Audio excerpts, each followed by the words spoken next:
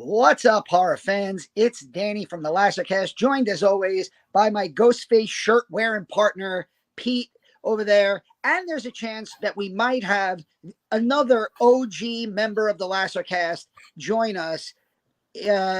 Chris might show up. We've sent him the link.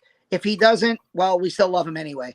We're here this afternoon because the Scream 6 trailer dropped. And I saw it this morning, and I have some thoughts. Pete has not watched it yet, so we're going to watch it together with you, and we're going to talk about it. We're going to give our thoughts, and you can let us know what you think about this upcoming trailer. And if you like our trailer stuff, you can go and watch our trailer review of Evil Dead Rise, where we were joined by Brian and Mike Mangiorno from Pop Culture Manchild or Pop Culture Manchildren. And Pete and I just did a marathon recording of our top 10 of 2022. That is going to be out very soon. You should like this video. You should subscribe to our channel so that you can watch that. And without further ado, Pete, whenever you're ready, let's watch the Scream 6 trailer. All right, here we go. Dropping now. Oh, there we go. Oh, it helped if it had some volume. Okay, hold on. Let me start that shit from the beginning. Sorry, people that are watching. Please help us. Just down here. You got a problem here, guy? Okay.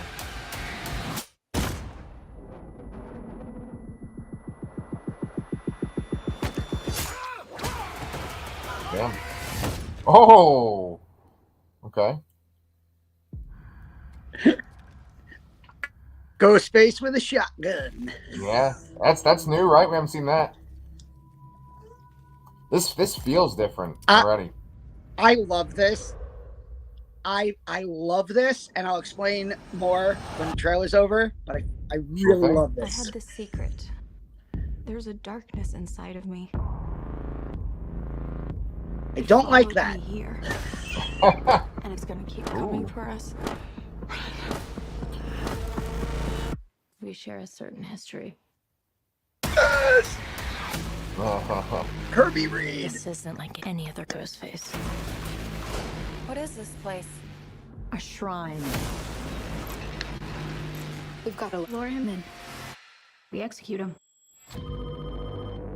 Huh. Okay. Hello. Let's play a game. You know you're like the 10th guy to try this, right? It never works out for the dipshit in the mask. Oh, whoa. Maybe. But I love. That's a great scene. We said there's never been a what? I'm something. There's never been a guy like me. There's never been one like That's me, why I'm Gail. gonna shoot you in the head.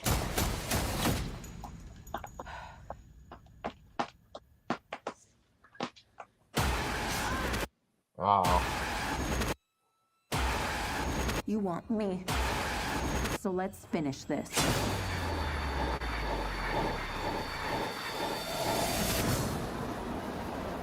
Guys? Uh-oh. I love Hey, Freddy. Freddy Krueger, Pinhead. Pinhead. Yeah. There's a Jason back there. Is that it? I All think right. so. Wow. And do you remember that beautiful sound from when you lived in New York of the subway train door closing? Absolutely. Yeah. Chris just said he'll be on in 2 minutes. So Perfect. when he All right, let's get this jumps party on, going. we'll get his thoughts. Yes. So I had a couple first of questions. Oh, Go I ahead. was going to say, first thing, what's your reaction to seeing Ghostface with a shotgun? I mean, he definitely seems different. The movie itself seems different from other Screams too. I had a couple of questions about this one. Is this supposed to be part of like a new trilogy of movies? Like, is it going to be that there's going to be another one after this too? Here's the thing. It's a horror franchise. So it's like, Halloween 2018 was originally meant to be a standalone movie, and it just happened to make hundreds of millions of dollars at the box office to the point where they were like, oh, what we meant was it's a trilogy now. And I think it was very obvious to anybody who watched Halloween Kills and Halloween Ends that they were not part of the original vision of that first 2018 movie. So I think kind of the same thing happened last year. Scream 5, which is just called Scream, made so much money that they just instinctively greenlit a sequel, and they were able to basically make it right away. I mean, then again, the fact that this was made so soon after, like this is releasing 14 months after the previous one, does kind of make me think that they had this idea. I mean, it's made by the same writers. It's the Radio Silence crew. Hey! Just like What is just this, like 2020? just like Dottie Henson, I've returned to the Peaches. Welcome back, Chris. It's like Can you tell- 2020 all over again. Can you tell Chris doesn't watch sports? He's throwing in a League of Their Own reference. There we go. Time for us to talk about Bly Manor. Oh, oh, was that a Saturday to remember? Oh yeah, Chris and I talked about The Haunting of Bly Manor for about 6 hours straight. Oh, I remember I had to edit that. you, you handsome people. How the hell are you? Doing well, man. Good. So, Go ahead. so yeah, I was just gonna say we just played the trailer. You've seen it, right? Yes, I have. I actually recorded I'm having some camera issues. I recorded a trailer reaction earlier. It's just something small. I was working. I was on the road. So, I mean, I'm happy to jump in wherever you guys already are. We basically just watched the trailer and we were talking about the different feel of this one as compared to Scream 5 from last year. Yeah, definitely. Totally different. New York feels like New York, unlike Jason Takes Manhattan. Well, feels we don't like- know. We don't know. Well- Everything in that trailer could be just 10 minutes of the movie, and most of it could take place on a cruise ship from Woodsboro. Yeah, no, I listen. My money's worth of this film is completely in on just Ghostface kicking a boom box across Times Square, and worth the price of admission. Yeah. My first reaction, and I posted this on Facebook earlier, and I shared the trailer, was it looks so different, and I'm so into how different it looks, because I think my initial reaction to Scream 5 was, oh man, I really liked it. And then I watched it again with Charlotte, and my reaction the second time was, okay, yeah, no, I liked it. And then I saw it a third time, and I was like, yeah, I'm going to stop rewatching this movie because it's very quickly becoming like The Rise of Skywalker, where every time I watch it, it gets worse and worse and worse. So I'm like, let me not watch Scream 5 anymore, because every time I watch it, what I love about this movie, about this trailer, if you guys remember in Scream 5, they play the clips of Rian Johnson's Stab 8. And there are parts of this that feel like it's Rian Johnson's Stab 8. Like, yeah, Ghostface with a shotgun.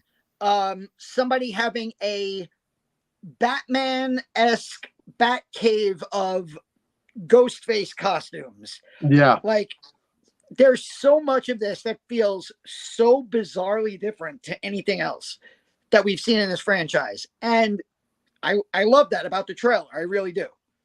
There's some franchises, right, where you want more of the same. You want it to be this thing. Maybe you don't get sequels that often, or you just love that world. It's time to step out of Woodsboro. Yeah. It's time. And that is the exact thought I had the second and third time I watched Scream 5, where I was like, really liked it. And then, okay, you know what? There's too much sameness to this. Yeah. And I get that, like, it was the first sequel in 10 years, and Scream 4 was the first sequel in a bunch of years before that. But now it's only been, like I was just saying to Pete, it's 14 months between Scream 5 coming out in January of 22 and this movie coming out in March of 23. Yeah. You can't just do the same thing again. And Ghostface Takes Manhattan is a pretty great angle to take it in. Yeah, absolutely. I mean, now, Danny, you mentioned, I'm sorry, Pete, if I'm going to make Pete repeat, but Pete, you mentioned how you felt about Scream 5 to this point. Me personally, I'll be honest, I've seen it once, and I mean, I don't think there's a bad film in this franchise, but for me, Scream 5 is the worst. But this is also a franchise where you could line up 10 people, ask them, and aside from one being in the number one spot, they're all going to have a different ranking. Yeah. So, Pete, where did 5 land for you? That's a really great question. Like you said that this 5 is the worst for you. I would say that 3 is the worst for me. See, 5 knocked out 3 for me. Okay, right. Well, why?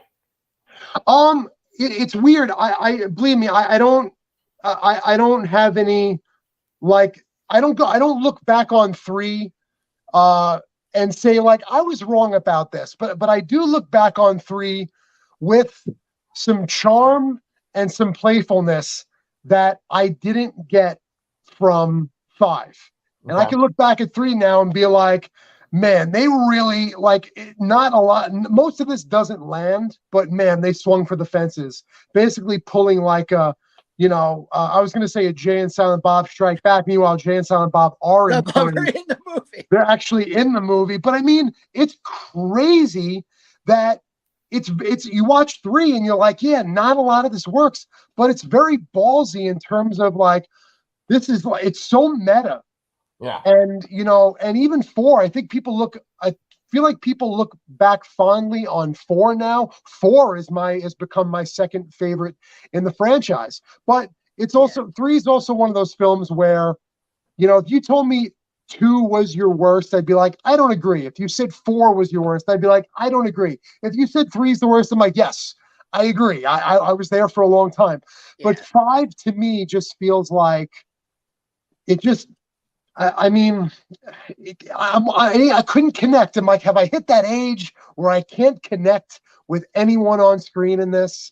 Yeah. The other problem I had with 5, and I think if my ranking real quick is 4 and 2 are basically neck and neck for second place for me. 1, obviously, 2 and 4, it depends which one I watch. It's like if I watch 4, I'm like, oh, that's my number 2. If I watch part 2, I'm like, no, that's my number 2. Yeah. 5 is probably 4th on my list, and then 3 is probably still at the bottom, but barely. Yeah. And I agree with you, Chris. I don't, even part 3 being at the bottom, it's kind of like, in a way, it's kind of like the Child's Play franchise, where part 3 is at the bottom of my list, but I don't think it's a bad movie. It's a fun little 90-minute, Army versus Chucky slasher. Yeah. My biggest problem with part 5 was I basically called the ending, like, almost at the beginning. Like, I knew, I think Amber was her name. Spoilers for Scream 5 if you haven't watched it a year ago. I don't even remember her name. Yeah, I think, like, the best friend. I was right away. I was like, I'm the best friend is definitely one of the killers. And then I remember getting angry that she was too tiny to kill people. And then I was like, oh, it's probably the boyfriend too. That's going to be like the twist at the end. And then I was like, wow. Come on, wait. Come on. 2022, straight white guy, has to be. Has to be. That's it. That's come Chris, on. do you want to talk about Velma? All right, guys, I'll see you later. Well, no, listen. I always said, I probably said it here talking to you guys at one point. It's a you're not enjoying something when you start logic nitpicking it. Yeah. And a lot of us did that with Scream 5 when we're like, this girl is 4 foot tall, and she's taking down David Arquette. And it's like, clearly you go back and watch that scene. It's like, well, if it's her, she's wearing lifts because, Jack Quaid is in that scene as his character, So, but again, this is something, if we were having a good time, we'd be like, who cares? Right. Yeah. Yeah. To get back to this. I was just going to say, to get back to this trailer, I think that's why I liked it so much, because I didn't get the been there, done that vibe that I kind of felt. It's like, in the last movie, like, the characters felt like, I mean, if you go back and watch the original Scream, like they're trying to sell you Drew Barrymore as a high school student in 1996. Yeah. Like, like this was a little girl in E.T. in 1982. It's 25 years later. She's not a high school student. Come on. Like, these characters already looked so much older. So I like the fact that they're, you know, getting away from this hometown that has been the center of this like murder spree for 20 years. And they're going on a vacation or whatever, or they're in college or whatever the reason is going to be for them to be in New York. I just like that they, like you said, get them out of Woodsboro, put them somewhere else, have Ghostface look slightly different and act slightly different. And, you know, Pete and I talked about this in our best of 2022. I know that the Terrifier movies are not for everybody, but there's a moment in the first Terrifier movie where who you think is the final girl has like Art the Clown down, and you're like, oh wow, she's gonna like, this is where she like fights back.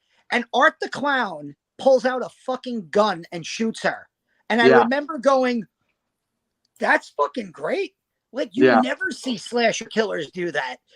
And just seeing Ghostface with a shotgun was hilarious to me. I fucking love that. Yeah. And, you know, like somebody on Twitter was like, Ghostface would never do that. I'm like, have you watched the movies? Because at the end of every movie, when they take the costume off, they are always pointing a gun at somebody. Like Billy Loomis is pointing a gun at somebody. But how much does it speak to the need of, I didn't realize that they had released an image a couple months ago of him with the shotgun. I didn't even know. I'm kind of glad I had no idea of that. Because it was a nice surprise during the trailer, right? I was like happy to not know. Yeah. But it speaks volumes, you know, that people are excited about Ghostface with a shotgun. That it speaks volumes that we're ready for something different. I mean, for me, 5 was, I'm like, I thought I loved being in Woodsboro. And by the end of 5, I'm like, let's get the hell out of this town. Yeah. Like, because now we're doing the same thing. I mean, I was gonna say to Brian earlier, Brian was like, oh, I didn't get a chance to see Scream 5. I'd be like, oh, did you see 1? Just imagine it in 2022. Like, what, you know, it's like, you know, but you could jump in on this. Like, you really didn't miss much, you know. Yeah. But I mean, one thing that I love, I mean, as someone who's championed 4 pretty hard the last few years, revisiting it 4 or 5 years ago and being like, I think this is my second favorite in the franchise. I love seeing people kind of come back to that when they didn't find something they loved in 5. They went back to 4 and they're like, no, this is the one. Like, Wes Craven directed this, another Scream film that was 10 years ahead of its time in terms of streaming and social media fame. You want to go back and watch 4 now, and you're like, this was 11 years ago, and it's so relevant. Speaking of part 4, we could talk about the return of Kirby. Hayden, the cheerleader. Yes, the cheerleader. Hayden Panettiere. Okay, I have gotten her last name wrong for 20 years, but yes. Wouldn't it be great if one of us was like, yeah, Nashville, woo! Like, you know. I mean, she was easily my favorite character in part 4. Yes. And she's been a character that many people have demanded to come back. So with the absence of Sidney in this movie, the first movie in the franchise without Sidney Prescott, to bring Kirby back, I think is a huge get for the franchise. And I'm not sure if you saw, but Ted Gagan, who directed fantastic, another movie I still champion to this day, We Are Still Here. Fantastic indie horror movie. That's probably, it's got to be 7-8 years old at this point. He had said, like, not nasty in any way. He's just like, Twitter, tell me about Kirby.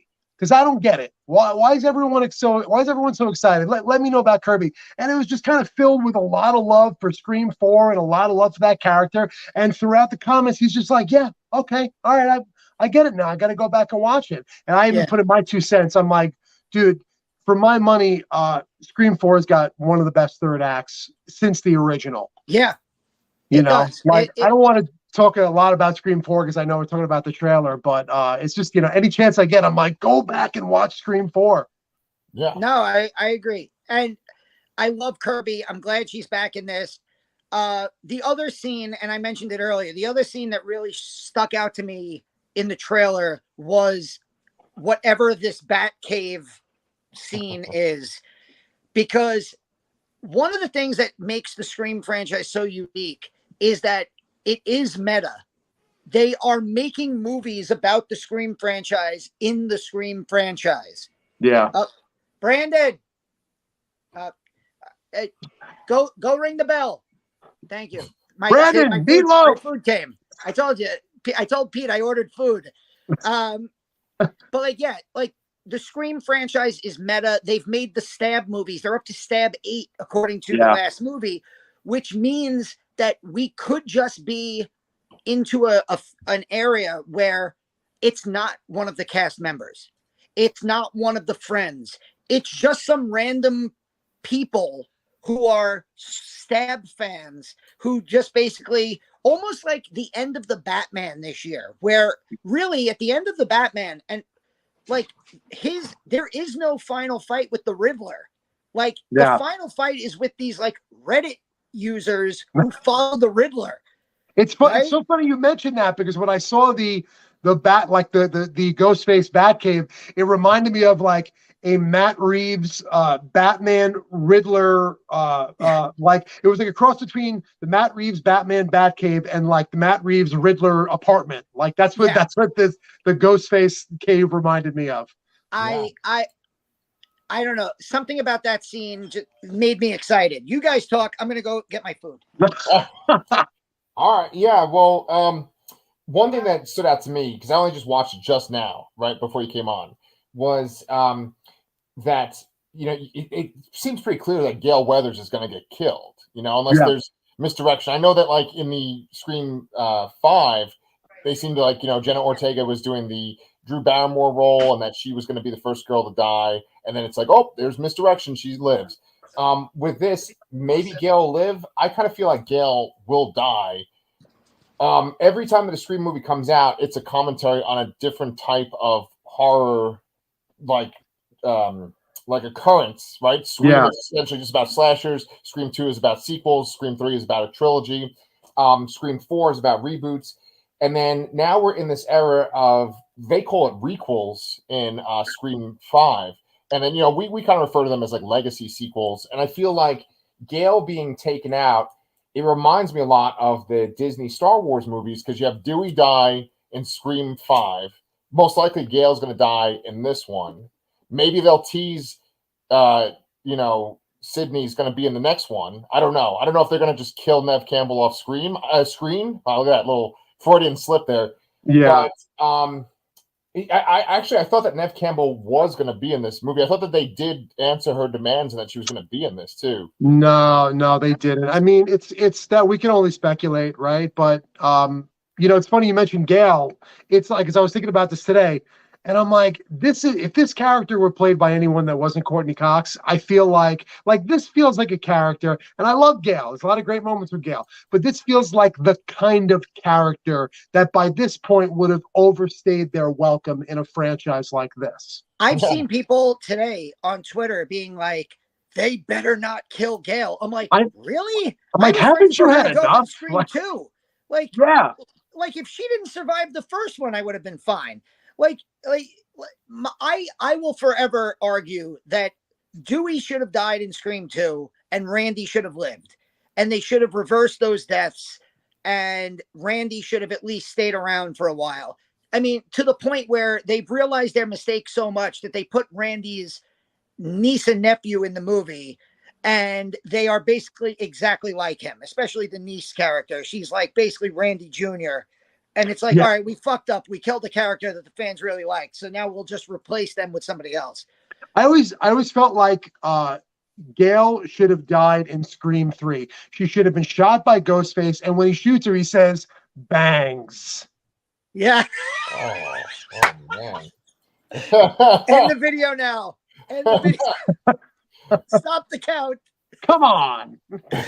Yeah. Well, I would have actually preferred. My favorite part of Scream 3 is Parker Posey. So if they would have killed Gale off and let Parker Posey live instead, again, I would have been totally fine there. I like She's- that.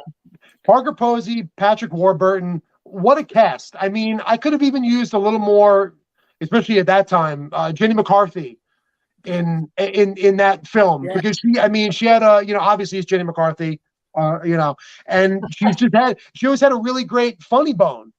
Like she could have actually. I remember being bummed. Like this is like prime time for Jenny McCarthy. Like she could have brought a lot to this film. I even love her in bit stuff like Basketball and Scary Movie 3.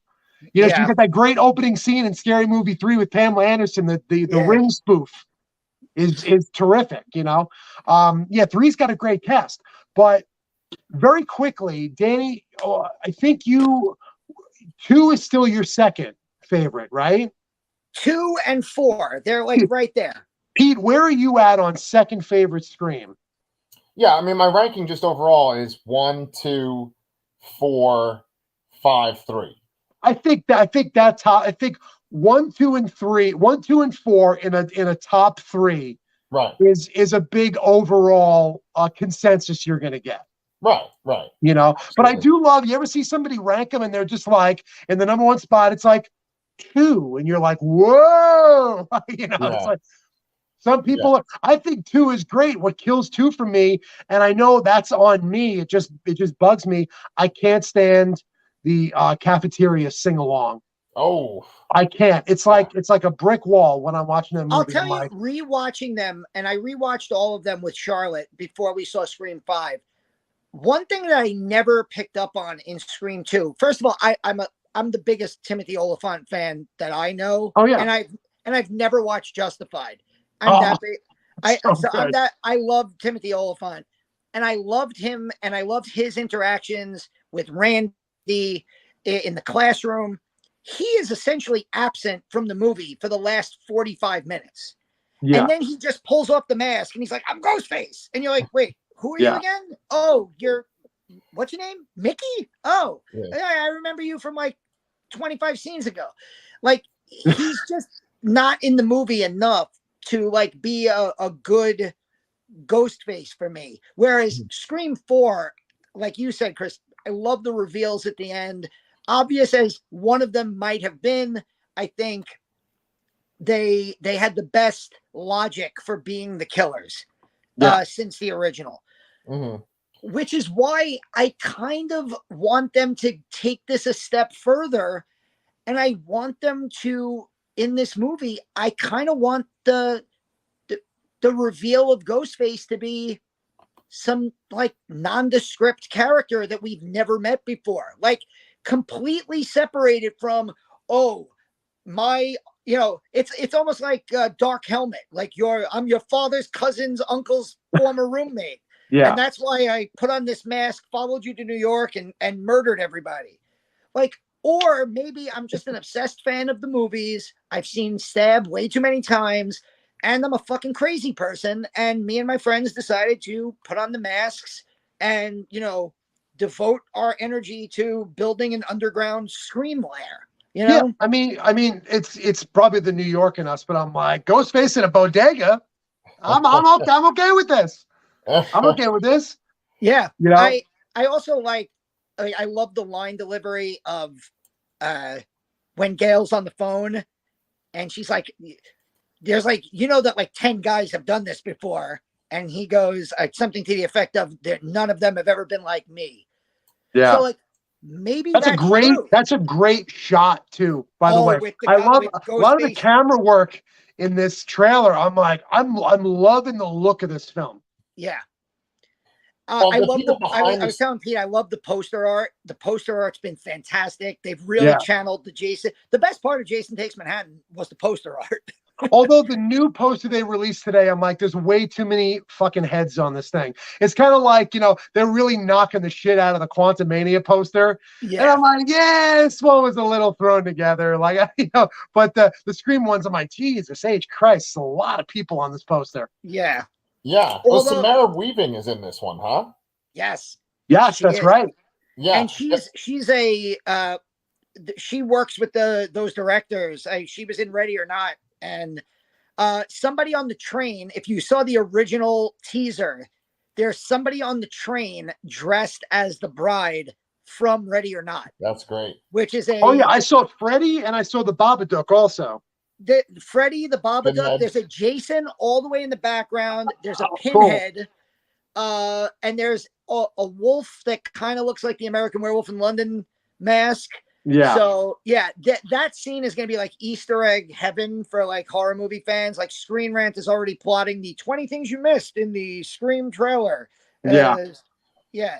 Yeah, Well, you know, so I- the people behind the scenes, you got Matt Bednelly Olpin is the director. He directed the last one, and then Tyler Gillette, who wrote it, but he wrote the last one too, and then he also did Ready or Not, just like you said, Danny, too. Yeah, they're called Radio Silence. That's like their group, and they like Ready or Not got them Scream, and then it made so much money that here, Scream 2 is Scream 2, Scream 6. I guess that's what I get for them calling Scream 5 Scream. Yeah. Five Cream. No, but Scream Forum. You know what I'm looking, just as like a horror fan and like the just the social media interaction and just getting together and talking about it. What I'm looking forward to with Scream 6 is the fact that part of this is being taken out of a big element that it's normally in. So as fans, and we all came in at the same time, and people have come in at different times, but as fans, as the collective, it kind of puts us all on a more even playing field. We love this franchise, but we're now out of familiar territory. So it's kind of like anything goes. Mm-hmm. Whereas we all watch Halloween Ends and we have feelings about these characters, and we have feelings about Haddonfield, and we have feelings about how these people should be acting by this point in time. I lived 10 minutes. I'm gonna bitch about Halloween Ends very quickly, but it's like I lived 10 minutes from the Amityville Horror House. It's 40 years later. No one cares. No. I apologize if that's cold. Nobody. It was 40 years ago. No one cares. And they're making movies with the word Amityville in it that are like Amityville Shark House, Amityville in space. They're like there's nothing even resembling that franchise anymore. It's just like a word in the public domain that gets added onto a movie title for like the effect. And I agree with you that like one of the biggest problems with Halloween Ends for me was Laurie's entire attitude towards everything. And and I don't buy into this conceit that apparently David Gordon Green had of like we need to see how much Michael Myers has affected Haddonfield. In the original fucking movie, he kills 3 people. Well, in Haddonfield. It's very simple with Halloween Kills and Halloween Ends. You just have to swap how the characters are acting in each film. How they act in Ends would have been perfect for how they should have acted in Kills, and how they're acting in Kills would have been perfect for Ends. Yeah. But but back to the Scream 6 trailer. It sounds like I'm on board with you guys. I think we were all like, I watched this and I was like, all right, like I'm in. I'm ready to go. Like I'm excited by this. Yeah. I don't even think I was excited by the trailer for 5. This gets me excited. Yeah.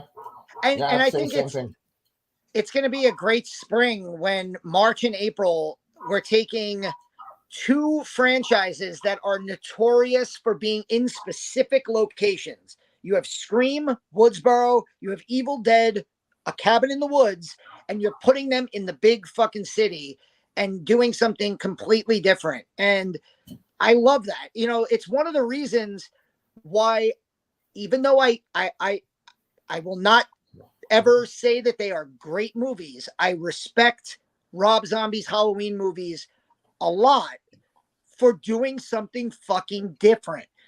For giving us 40 minutes of young Michael Myers talking and living in the, Rob Zombie House of Filth. And that's not for everybody. And I totally get it, but I will always say I'd rather watch the first half of Rob Zombie's Halloween than the second half, because the second half is like a carbon copy remake of the first. Yeah. And then hold that thought for one sec, Danny. I got my kid here. I want you guys to keep talking, though. I'm going to actually bow out because I got to go be with my kid. When when you're done, just hit exit studio and I'll end the video. But y'all keep going because I want Chris on here because it's really good to have you back on here, man. Thanks, man. It's good. It's good I'm to be bowing back. out, but you guys keep talking Scream. Okay. Oh my God. man.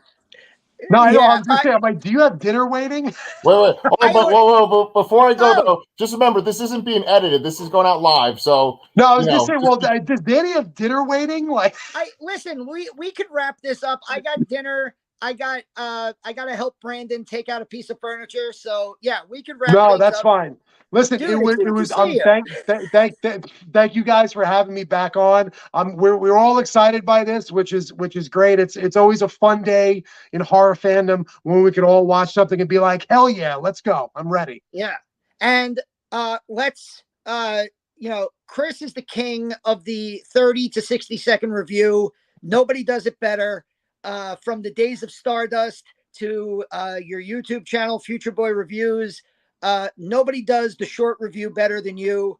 Thanks, man. You managed to say everything that I have to say about a movie in 30 seconds. That takes me 25 minutes on a fucking video. So I love you. Good to see you. Welcome I love back you to the too. Lasercast. I love both you guys. I love what you guys have been doing on the channel. I watch Thank it you. all the time. It's keep it going. Hopefully, I'll pop in here from time to time when I can. Yeah, Any chance I get to talk to you guys, I love it. Anytime. And for everybody else, our top 10 of 2022, which is probably the longest video we ever recorded. It was long. Oh my! I made a joke that it was so long that you could have watched Skinamarink. But yeah, I haven't seen it yet. I'm looking forward to watching it. Yeah, Chris, you're Chris. Pete is editing that video. It's going to be up very soon. Top 10 of 2022. And yeah, tell us what you think of the Scream 6 trailer. Chris, great to see you, and Good we to will see you talk to too. you very soon. All right.